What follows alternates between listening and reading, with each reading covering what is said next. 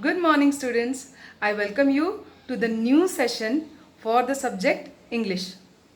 Students, you must be missing your classmates nowadays, right? But you must be in touch with few classmates who are your best friends, and you must be eager to meet them personally, right? Why are these classmates your best friends? Because they have certain qualities that you like, their character or their loyalty towards you, right? Students, you will agree that friendship is very much important for all of us. Our today's unit is regarding friendship. The unit's name is Friendship and Duty. So, let's get started.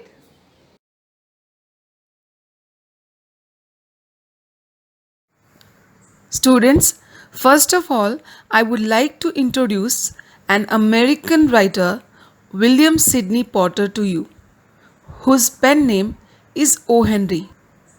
His short stories are known for their wit, wordplay, warm characterization, and clear twist endings.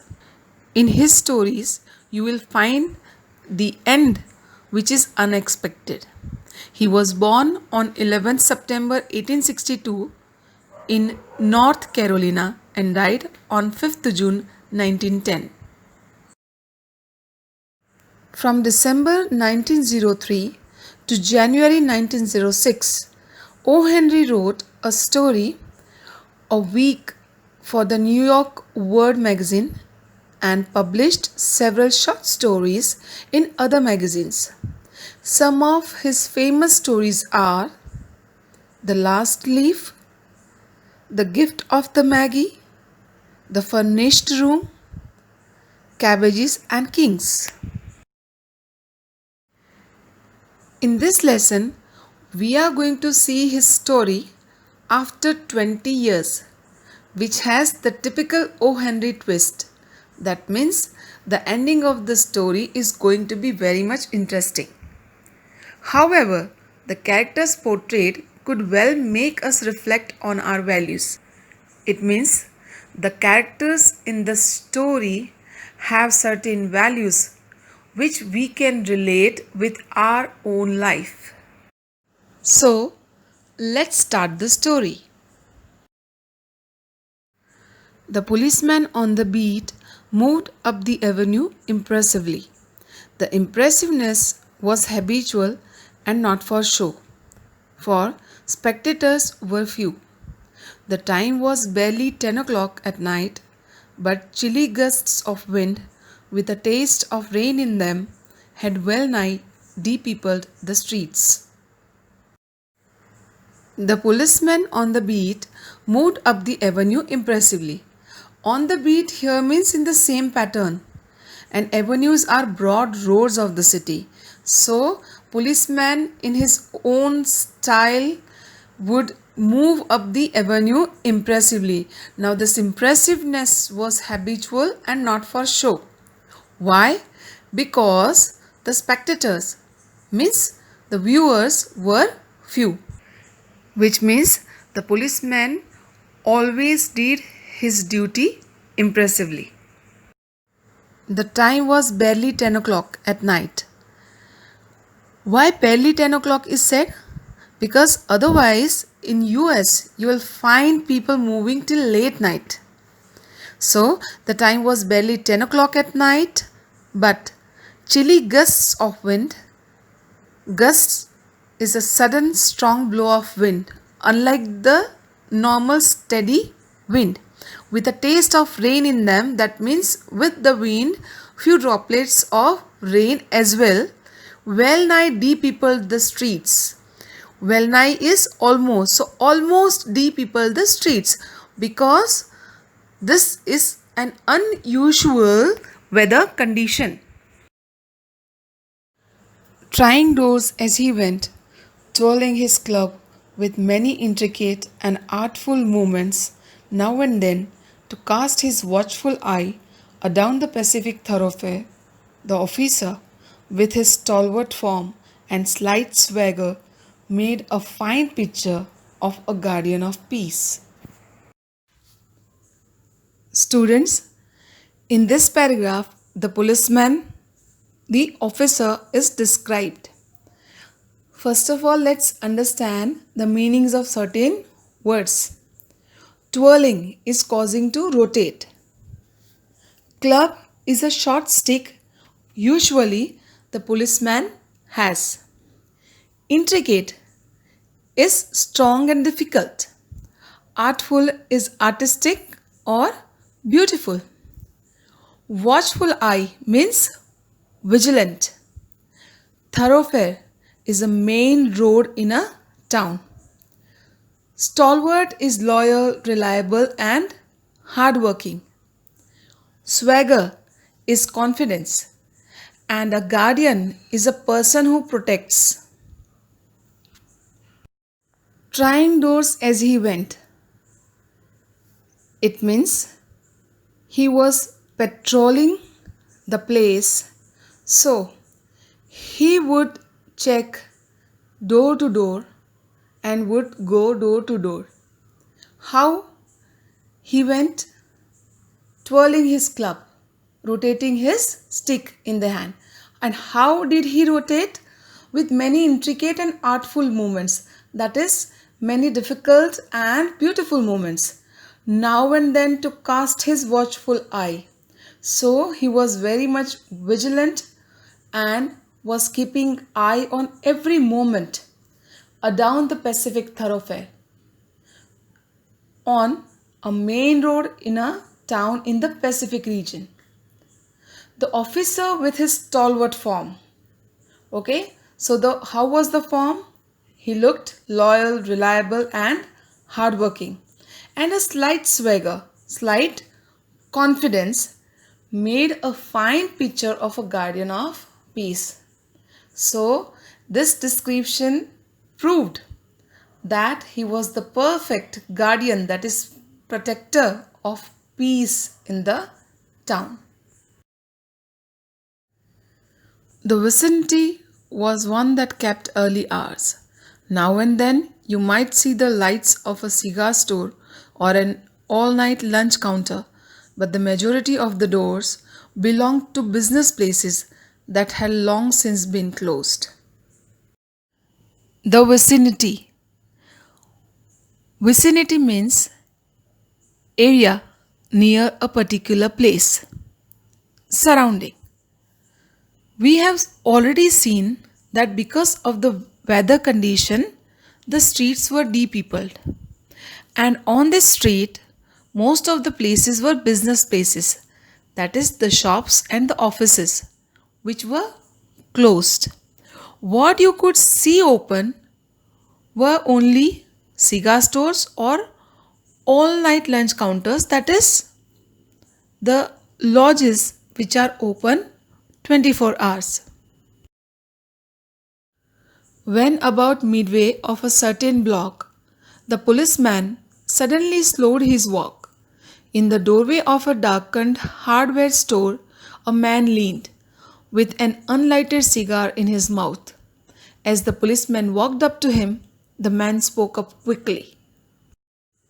While patrolling, when the policeman was walking by a certain block, he suddenly slowed his walk. Why? Because he saw a man leaning at the doorway of a darkened hardware store. Darkened hardware store means the store was closed. With an unlighted cigar, the cigar which was not lighted, in his mouth. As the policeman walked up to him, the man spoke up quickly. Now, what did he speak? Let's see. "It's all right, officer," he said. "I'm just waiting for a friend. It's an appointment made 20 years ago. Sounds a little funny to you, doesn't it? Well, I'll explain if you would like to make certain it's all straight. About that long ago, there used to be a restaurant where this store stands. Big Joe Brady's restaurant. Until 5 years ago," said the policeman. "It was torn down then." Seeing the policeman walking to him, the man realized that the policeman will ask something. So even before he asked something, he started speaking to him and said, "It's all right, officer. I'm just waiting for a friend. It's an appointment made 20 years ago." Sounds a little funny to you, doesn't it? So now he started explaining that how this appointment was made 20 years ago. Well, I'll explain if you would like to make certain. That means if you want to be sure, it's all straight. It's very simple. I'll explain you. About that long ago, there used to be a restaurant where this store stands. So the hardware store where the man was standing, there used to be a restaurant, Big Joe Brady's restaurant. Now the policeman continued the talk and said, "Until 5 years ago, it was torn down then." So 5 years ago, the restaurant was torn down and then the hardware store exists there. The man in the doorway struck a match and lit his cigar. The light showed a pale, square-jawed face with keen eyes and a little white scar near his right eyebrow. His scarf pin was a large diamond oddly set. As it was described that the hardware store was darkened, there was no light. The policeman could not see the face of the man standing there. When the man struck a match and lit his cigar, the policeman could see the face of the man standing at the hardware store. And then the description is given that the man had a pale, square jaw face, keen eyes, means sharp eyes, and a little white scar. Scar is a mark because of injury or something near his right eyebrow. His scarf pin. Scarf pin is a pin which is used to keep the scarf or the tie at a place. So his scarf pin was a large diamond which was oddly set. That means not properly set. 20 years ago tonight, said the man, I dined here at Big Joe Brady's with Jimmy Wells, my best chum and the finest chap in the world. He and I were raised here in New York, just like two brothers together. I was 18 and Jimmy was 20. The next morning, I was to start for the West to make my fortune. The man continued his talk and said, 20 years ago, he dined there with Jimmy Wells, who was his best chum, that is, best close friend, and the finest chap, the finest man in the world. Both of the friends were raised together in New York just like two brothers. This man was 18 and Jimmy was 20. And then next morning, this man had to start for the West. That means he was leaving for the West. He was leaving the city to make his fortune, to make his luck good. You couldn't have dragged Jimmy out of New York. He thought it was the only place on earth. Well, we agreed that night that we would meet here again exactly 20 years from that date and time, no matter what our conditions might be or from what distance we might have to come. We figured that in 20 years, each of us ought to have our destiny worked out and our fortunes made, whatever they were going to be. Jimmy thought that New York was the only place on earth. That means he liked New York and he never had plans to leave New York. So the man was sure that Jimmy would still be living in New York. The man continues that They agreed that night to meet there again exactly 20 years from that date and time. No matter what their conditions might be or from what distance they might had to come. They were sure that in 20 years both of them would have their destiny worked out. That means they would have become what they had to and their fortunes made. They would have done best to make good luck in their lives. It sounds pretty interesting, said the policeman. Rather a long time between meets, though it seems to me. Haven't you heard from your friend since you left? After listening to the man, the policeman replied that his story was really interesting and he also felt that the time was really long between the two meets. And he also asked the man if he had talked to his friend after they parted. Well, yes, for a time we corresponded, said the other, but after a year or two we lost track of each other. You see, the West is a pretty big proposition, and I kept hustling around over it pretty lively. The man replied that they corresponded, that is, exchanged the letters for a year or two, and then they lost the track of each other, so they could not communicate. Proposition is something or someone that you have to deal with, and hustling is moving about quickly. So the man said that he said that it was a big thing to be or deal in West because he had to keep moving around the place pretty lively, that means very actively. But I know Jimmy will meet me here if he is alive, for he always was the truest, staunchest old chap in the world. He'll never forget. I came 1,000 miles to stand in this door tonight, and it's worth if my old partner turns up. The man believed that Jimmy was the truest, staunchest, is most loyal man in the world. So he was sure that if Jimmy was alive, he would never forget and would come at that place. This man also said that to meet his friend he had come 1,000 miles and it was worth if his old partner, that means if his friend, turned up that day.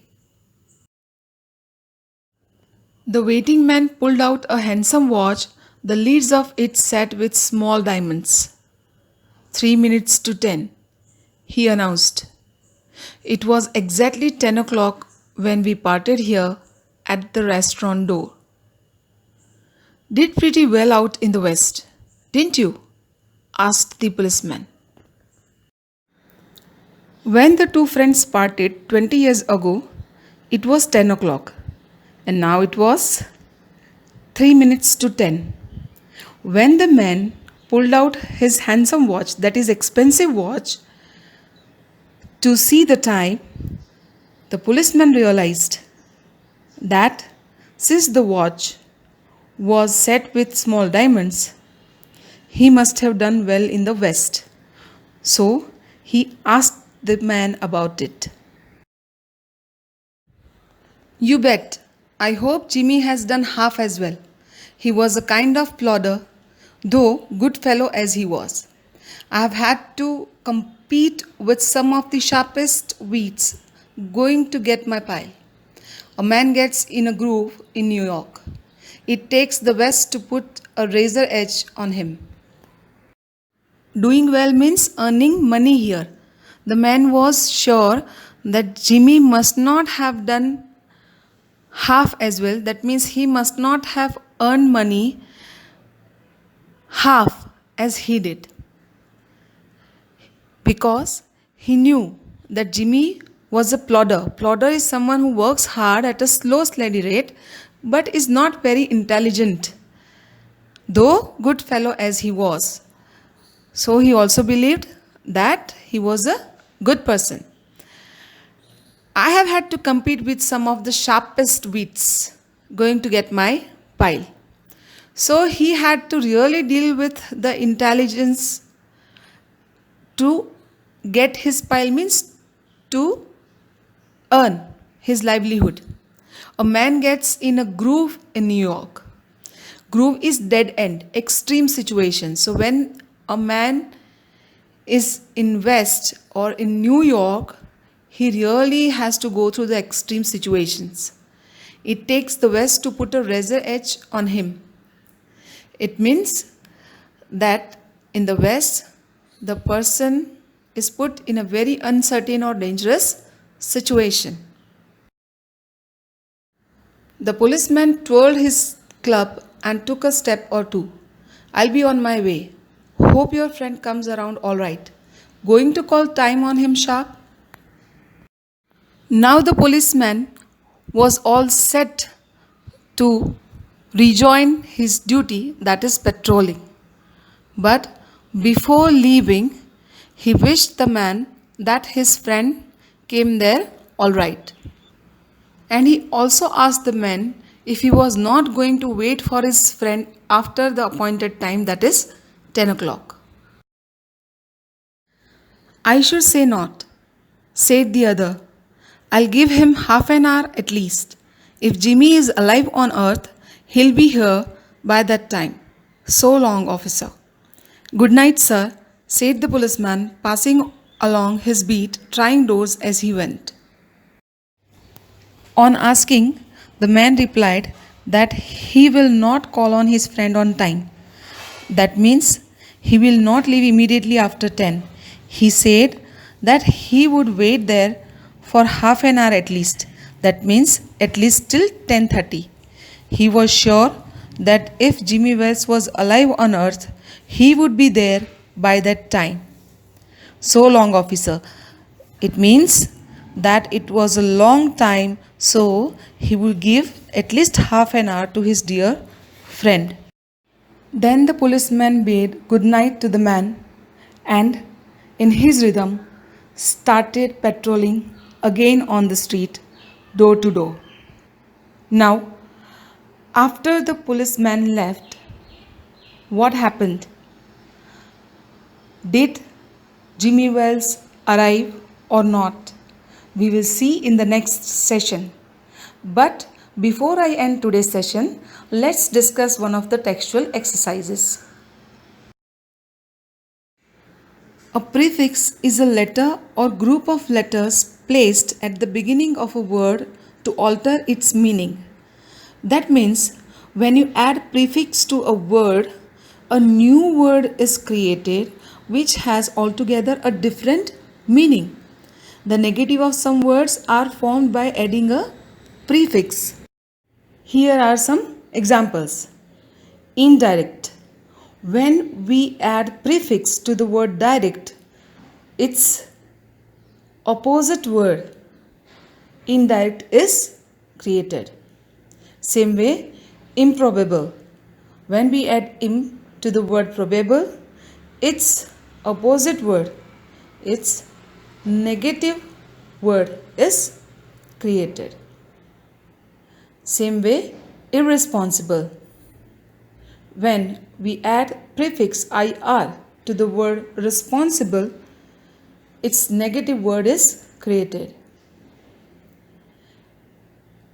Illegal is another example wherein prefix ill is added to the word legal and its negative word is formed.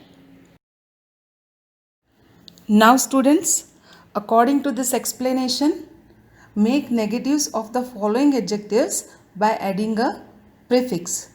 This is your homework and the solution for this you will get in the textual solution. Students, keep up the writing practice by writing the textual exercises and worksheets in your classwork.